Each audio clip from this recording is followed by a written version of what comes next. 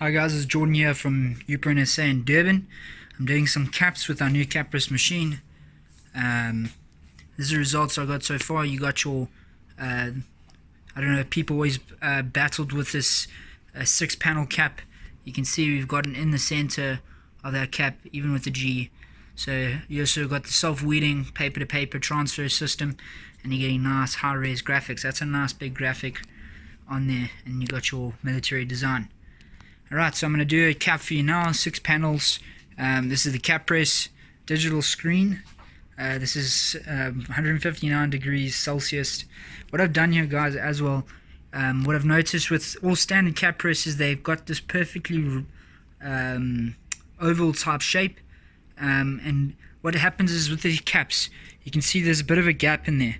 But there was a lot more of a gap when I hadn't applied this yet.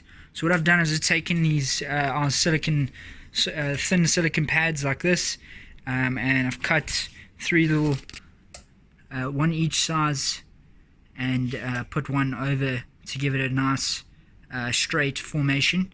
And this really helped with the center of the cap. It really helped with getting that center down properly, because what I find is when you don't have that, it creases in the center.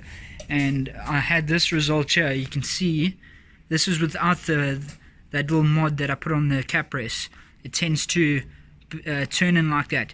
Now I know with your more expensive caps, you've got a much wider area to work with, those nice flat peaks caps, but 90% of the time your clients are always looking for a cheaper way to do the caps. So these are your cheaper caps. You can see that this was done without this as the second press. I'm going to show you that now. But really unique.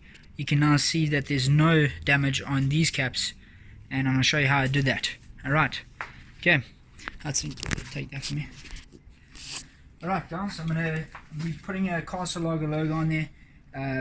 Obviously this is only done for training. I'm not using this to sell to any clients, only for training. I did do printing jobs for Castle in the past. I'm using a sublimation tape. This is generally used for your sublimation mugs. It does leave a mark on the cap, but I've got a little cleaning cloth here with a bit of cleaning liquid. Alright, I'm going to go ahead and put that on the cap. Put that in the center. Find the center nicely, and then apply the tape over. Now what I'm doing, guys, is I'm using this thin silicon sheet to go over the cap like that. Like so. What it does is it protects the sides of the cap here. You can see that you get those burn marks. I know a lot of people complain about that, and that protects the cap. Once I'm ready, I'm going to go ahead and put the pressure down. So you can see the cap gets pushed right forward like that. I can go, this does take a while to heat through it, so I've put it at 30 seconds. You can go down to about 20 seconds, it should work. But just for safety reasons, I'm just going to go up to 30. And when that's ready, then I can release it. This cap press releases nice and slowly. It's not that something that flings open. It's got that little hydraulic shock system. So I'm going to open up at 25 seconds. You can see it opens up slowly for you, and I can then remove that, and my graphic is completely stuck down nicely. Alright, you can see the tape is stuck nicely onto the product. So what I'm going to do is I'm going to remove the tape first. Okay, you can use a different tape if you want to, whatever tape suits you for cap printing. I do not have another tape for this. I'm just taking my cleaning material quickly and removing that mark. You don't want to do a second press of that mark. It's not nice. As you can see, I removed it nice and quickly. I then use my water to release the graphic. It's a nice, easy release on this with our papers, which there's no tension, which is good for any cap or any product. Okay, just wetting it until I see the entire graphic. Alright. Okay, once I'm ready, I just simply remove the paper. Alright, so that's the graphic now. I can either do a second press with my silicon pad, which I'm going to show you now. This silicon pad is nice because I don't have to worry about damaging the graphic, and it also actually takes the formation of the graphic. So I'm going to show you the difference between the red cap and this one. Alright, this also helps with this line in the center here. You don't want too much pressure, otherwise it damages on the second press.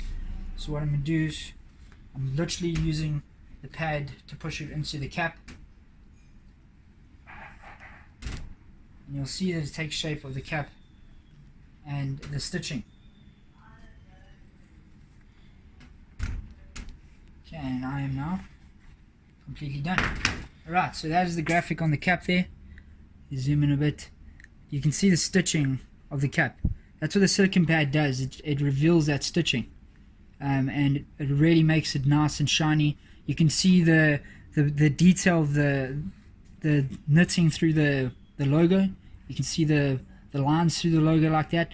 I'm going to show you the difference here. With this one here, I've used a Teflon sheet. You can hardly see those lines, so you're just seeing the Teflon sheet. It's also a very nice finish, and it's probably even quicker than that using the silicone pad. But this is mainly for if you want to leave your cap on the press. There's no panel going through or a stitching going through the center, and it works better if you just leave it on the press. With these panel caps, 6 panel caps, it's better to use your your silicone pad, which helps push the graphic in between that stitching and gives you a nice long lasting press on the cap. Alright, thank you guys.